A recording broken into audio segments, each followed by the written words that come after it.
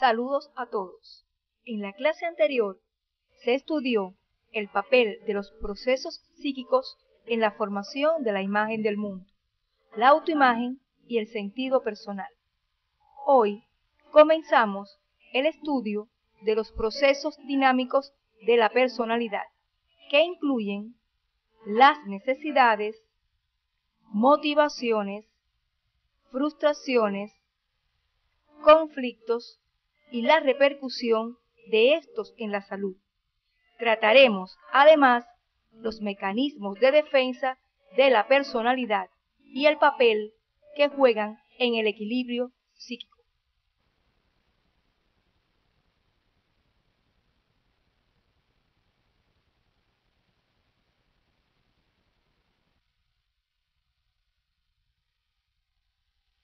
El estudio de este tema les permitirá fundamentar el condicionamiento sociohistórico de las necesidades y las motivaciones humanas y su importancia en el proceso salud-enfermedad, así como identificar las frustraciones, conflictos, el nivel de aspiraciones, la autovaloración y el papel de los mecanismos de defensa en el mantenimiento del equilibrio psíquico.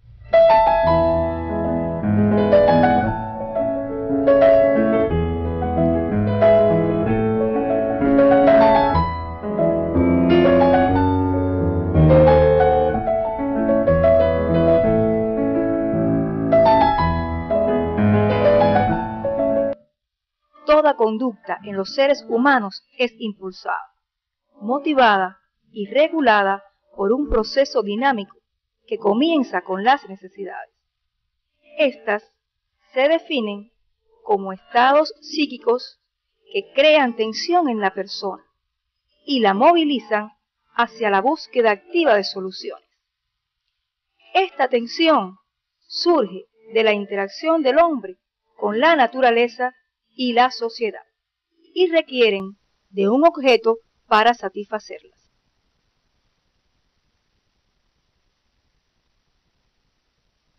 Las necesidades humanas están estrechamente vinculadas al desarrollo histórico-social del hombre, en la medida que éste ha evolucionado. En la época primitiva se vivía en comunidad y el hombre necesitó organizarse para lograr sobrevivir en un medio hostil, construir sus instrumentos de trabajo y ayudarse para satisfacer sus necesidades biológicas de alimentación. En la actualidad, los hombres hacen suyos los sentimientos superiores y pueden regular su conducta por encima de sus necesidades biológicas. Desde el nacimiento, el niño necesita satisfacer sus necesidades biológicas que le permiten sobrevivir. A partir de su comunicación con los demás, asimilan activamente el acervo cultural y desarrollan las necesidades sociales. Durante su existencia, la vida del ser humano transcurre en un devenir de necesidades por satisfacer.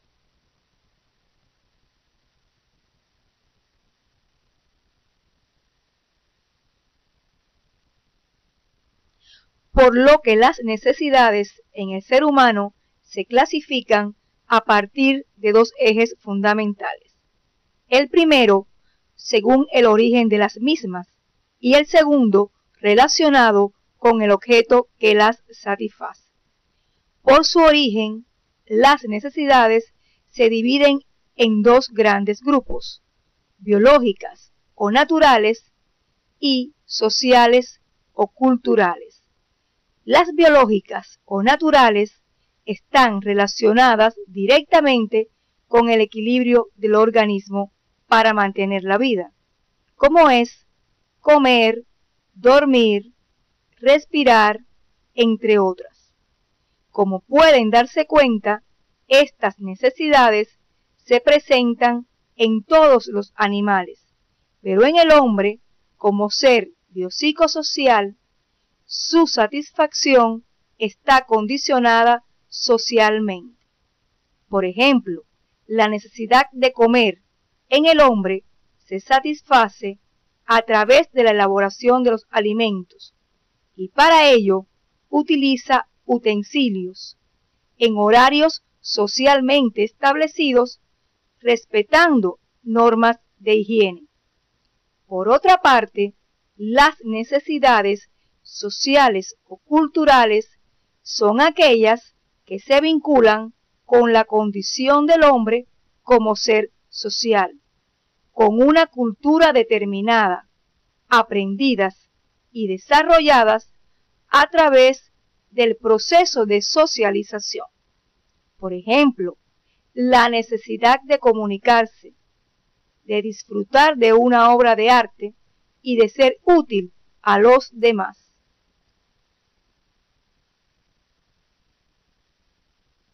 El otro eje de clasificación de las necesidades es de acuerdo con el objeto que las satisface, los que pueden ser materiales o espirituales. Las primeras, relacionadas con bienes materiales, son las que se satisfacen con objetos materiales que pertenecen a una época históricamente determinada. Por ejemplo, la vivienda, prendas de vestir, entre otros. Las necesidades de bienes espirituales tienen como objeto para su satisfacción elementos no materiales de la cultura, como son los ideales, valores, convicciones, creencias, entre otras.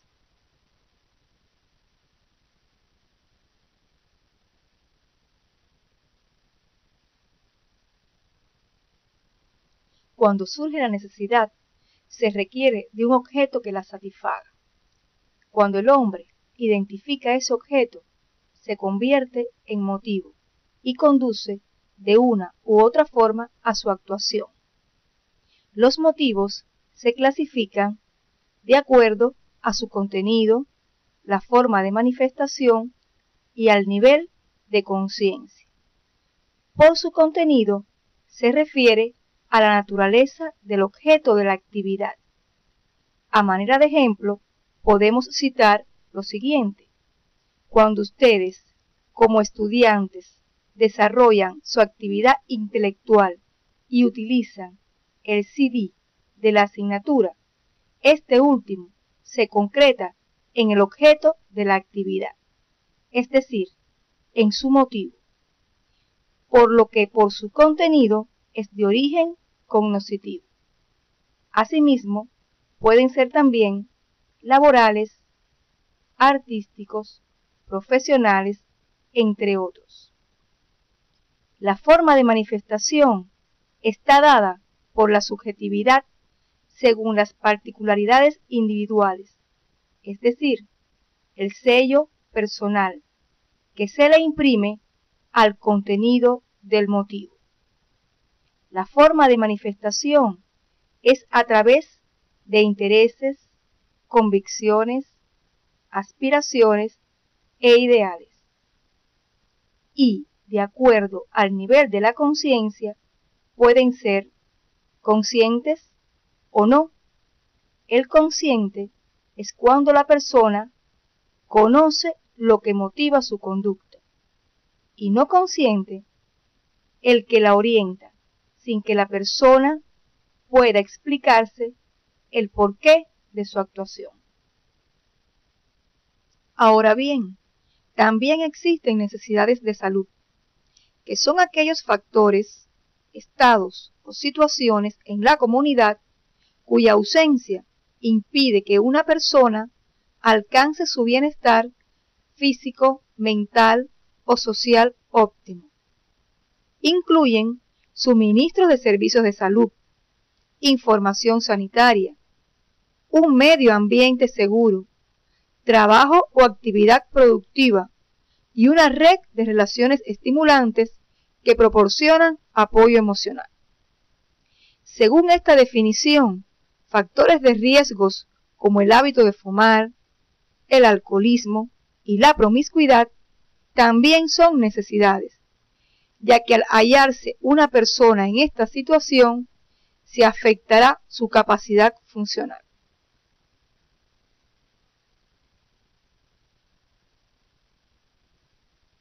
Podemos entonces afirmar que existen dentro de las necesidades de salud las objetivas y las subjetivas, que no siempre coinciden en la persona, y son estas las que movilizan a buscar la ayuda médica. La necesidad objetiva es la necesidad real, la que existe independientemente de tener conciencia o no de la misma. Son los síntomas que hacen que piense en la enfermedad. La necesidad subjetiva es la que el paciente siente y hace que se motive, movilice toda su actuación a la búsqueda de acciones de salud para satisfacer su necesidad.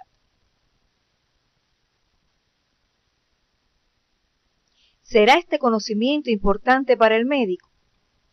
Consideramos de gran importancia para su labor profesional, porque en primer lugar dirige su accionar a las personas, la familia y la comunidad.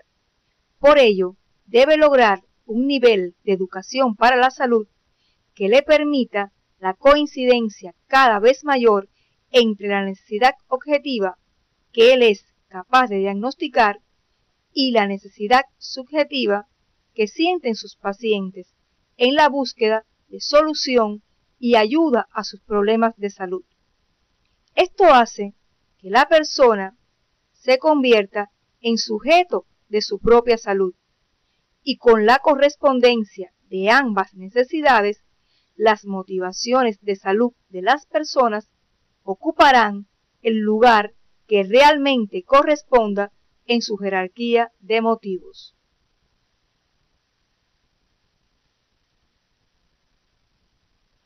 Partiendo de lo anterior, ¿cuándo podemos decir que estamos motivados?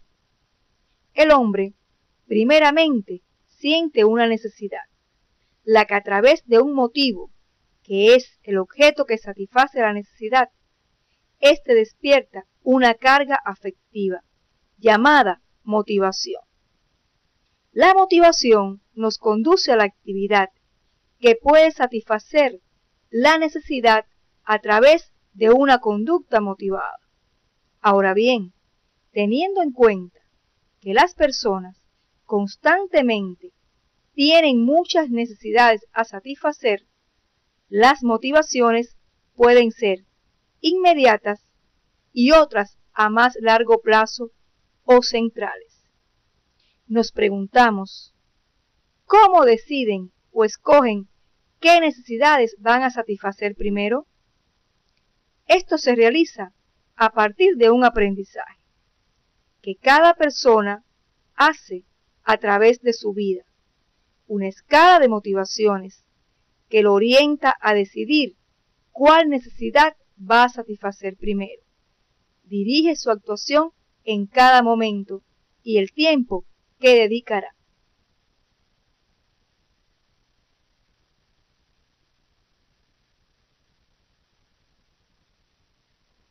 Las motivaciones inmediatas, también llamadas cotidianas o de solución frecuente, son aquellas que la persona necesita satisfacer en un tiempo breve.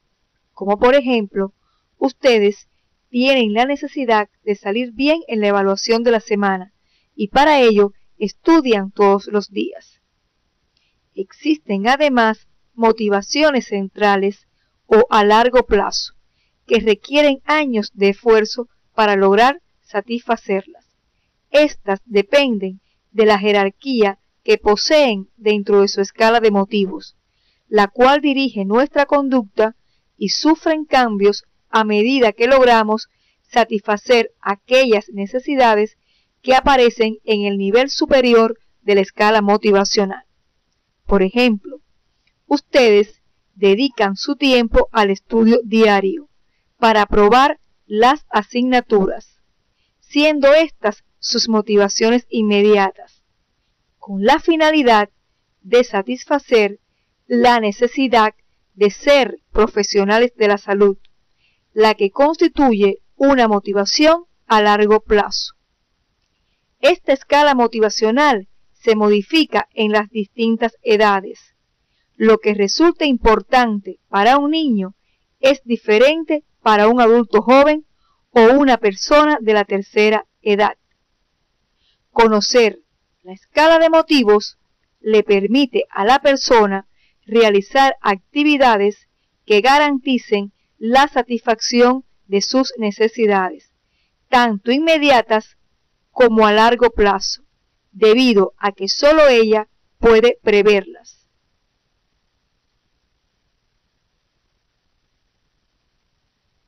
Una vez que surge la necesidad y no se puede alcanzar el objetivo mediante la conducta motivada, aparece la frustración.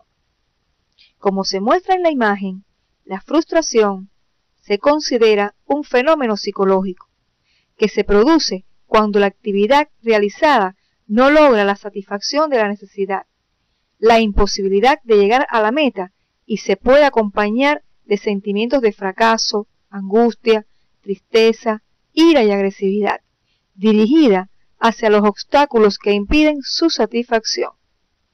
Estos obstáculos pueden ser internos y externos. Los primeros surgen de la propia persona. Ejemplo, el miedo y la subvaloración de sus posibilidades que siente el estudiante a la hora de responder a las preguntas en la actividad evaluativa. Los externos se deben a las condiciones reales que obstaculizan el logro de los objetivos. Ejemplo, el estudiante que no se puede presentar a la actividad evaluativa frecuente porque se ausentó del estado debido a problemas familiares o un accidente.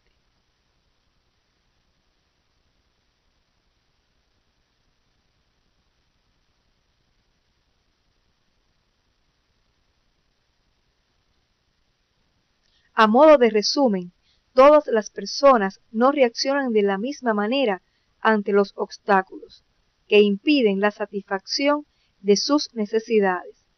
Por ello, cada una tiene un nivel de tolerancia a las frustraciones. Este umbral varía según la personalidad, la edad, el nivel de escolaridad, las experiencias vividas y la situación en que se encuentra.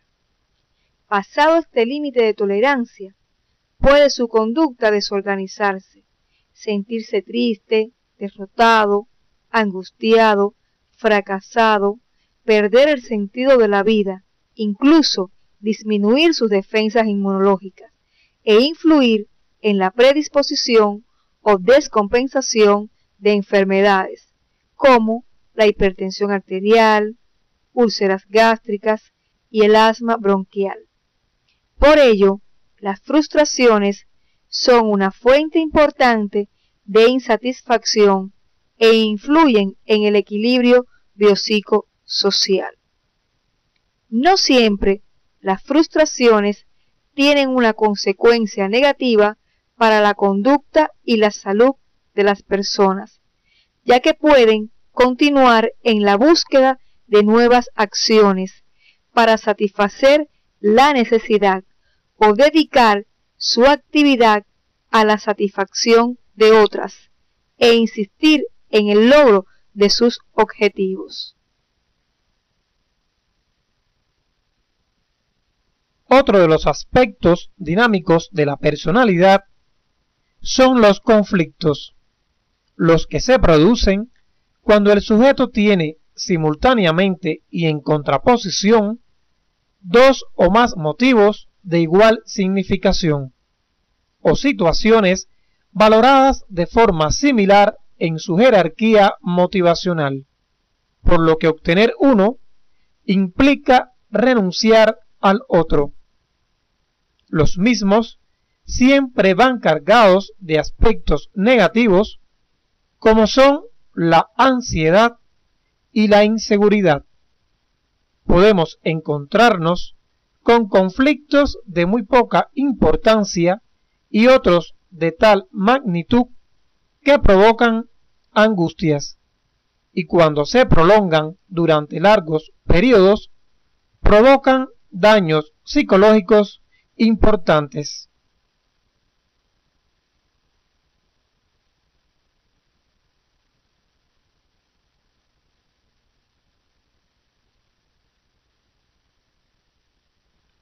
Los conflictos se clasifican en tres tipos fundamentales. El primer tipo es el conflicto aproximación-aproximación. Este ocurre cuando una persona se encuentra ante dos objetivos agradables, pero que si escoge a uno, renuncia al otro. Por ejemplo, a uno de ustedes le gustaría ver un partido de fútbol que se celebra a las 2 de la tarde, pero a esa misma hora tiene una actividad orientadora. Si va al estadio, no puede asistir a la actividad y viceversa. El segundo tipo es el conflicto de evitación-evitación. Ocurre cuando el sujeto se encuentra frente a dos estímulos desagradables. Quiere evitarlos, pero por determinadas circunstancias tiene que decidirse por uno de ellos. Por ejemplo, una persona tiene síntomas de una enfermedad y no desea ir al médico por temor al diagnóstico y al tipo de tratamiento a recibir. Y el tercer tipo es el conflicto de aproximación-evitación. Consiste en sentirse atraído y repelido simultáneamente en una misma dirección. Un ejemplo de ello es un paciente alcohólico que no quiere abandonar el hábito porque le produce placer y seguridad, pero a la vez sabe que le está haciendo daño a su salud, a su familia y quisiera dejarlo.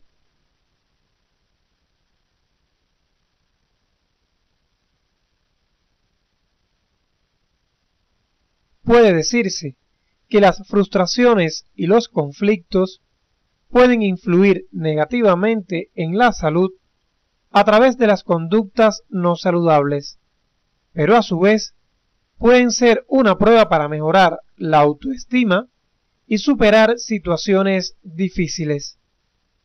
Las frustraciones tienen mayor trascendencia porque desempeñan un determinado papel en la etiología de muchas enfermedades, tanto las producidas directamente por la ansiedad y la depresión derivadas de la frustración, como las causadas por determinados excesos en los que puede caer la persona para compensar su frustración, tales como el hipererotismo, el alcoholismo y la drogadicción, entre otras.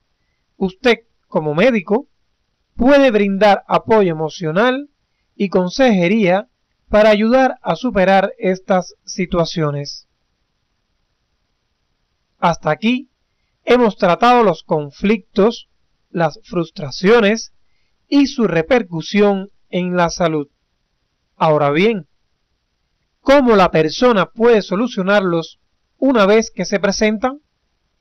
Lo hace a través de una jerarquía de motivos y que posee cualidades como son dirección, estabilidad e intensidad, para lo cual usted debe profundizar en la bibliografía propuesta para el tema.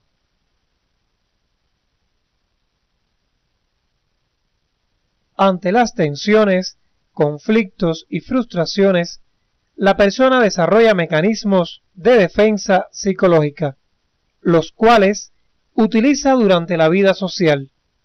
Estos funcionan generalmente de forma inconsciente y no pueden ser evocados voluntariamente, pero en ocasiones estos mecanismos pueden aparecer de forma consciente, cuando la persona se lo propone con una previa preparación para ello. En determinados momentos pueden aparecer entrelazados unos con otros. Podemos entonces definirlos como los mecanismos psíquicos que tratan de compensar y restaurar el equilibrio emocional de la persona cuando ésta se encuentra amenazada o sometida a grandes tensiones.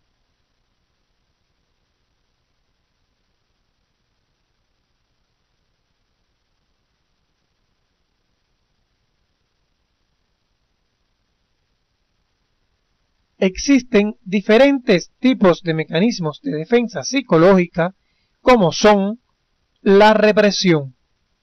Se produce cuando se olvidan aquellos hechos o fenómenos que le resultan desagradables al sujeto y pueden originarle tensión o angustia. La proyección consiste en que la persona ubica los defectos, ideas, actitudes o acciones propias en otras personas. La catatimia ocurre cuando la afectividad del sujeto modifica sus percepciones y distorsiona su reflejo de la realidad objetiva, al matizarlo con su subjetividad. Un ejemplo de ello es cuando la madre no encuentra defectos en su hijo a pesar de tenerlos. La compensación es cuando la persona sustituye elementos de su actividad en los cuales se siente inferior por otros que le resultan superior. Puede ser directa e indirecta. La compensación directa es cuando se superan las debilidades iniciales que motivaron el sentimiento de inadecuación, mediante un esfuerzo dirigido específicamente a combatir la debilidad. Un ejemplo de ello es cuando una pareja no puede procrear y se dedican al cuidado de sus sobrinos. Y la compensación indirecta aparece cuando la debilidad inicial no se supera, sino que se sustituye. Un ejemplo es cuando una pareja no puede procrear y sustituye su necesidad con el cuidado de mascotas.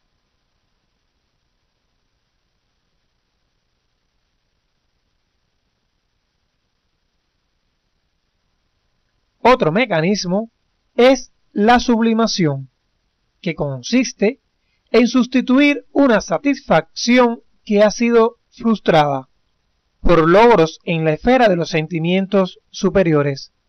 Por ejemplo, cuando una pareja no puede procrear y sustituye su necesidad con la superación científica en la que alcanza logros significativos.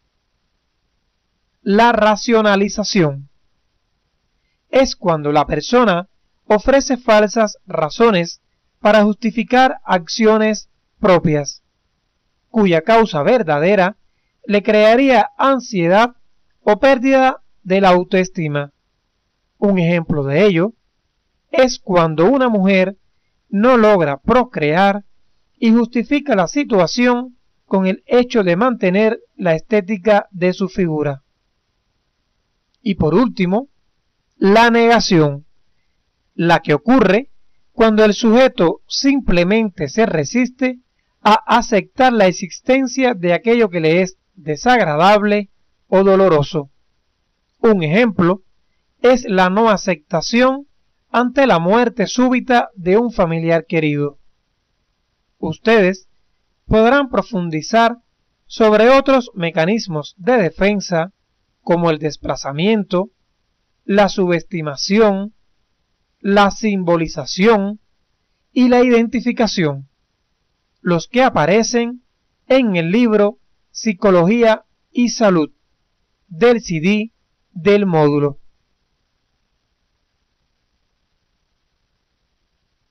Ante las diferentes situaciones que la persona enfrenta en la vida,